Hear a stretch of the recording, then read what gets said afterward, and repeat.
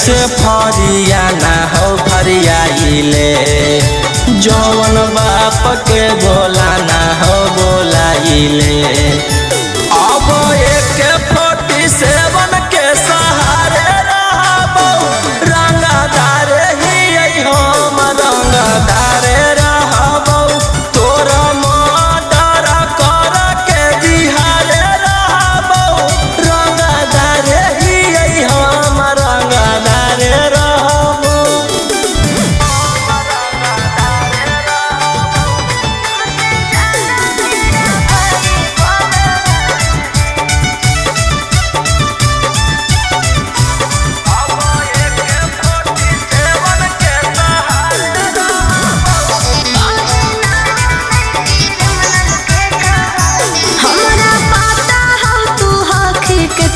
पानी में कहीं ना बोले क्रिमिनल के कहानी में